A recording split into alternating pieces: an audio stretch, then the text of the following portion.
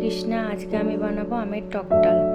প্রথমে আমি আমটাকে ধুয়ে কেটে নেব, পেঁয়াজ রসুন আদা লঙ্কা নেব, ডালটাকে সেদ্ধ করে নেব।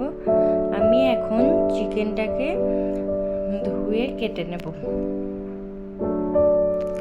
আমি চিকেনটাকে 1 ঘন্টার জন্য ম্যারিনেটে রাখবো।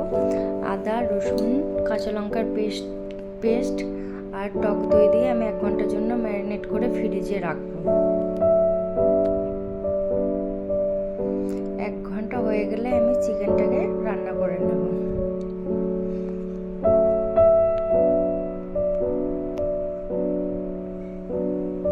আমার রেডি টক ডাল আর চিকেন, দই চিকেন।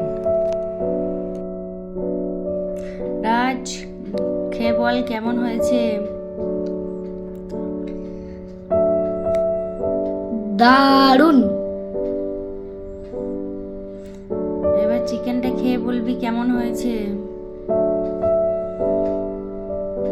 দারুণ। তো আজকে আমার রেসিপি ছিল দই চিকেন আর আমের টক ডাল। আমার ভিডিও ভালো লাগলে তোমরা লাইক কমেন্ট শেয়ার করো।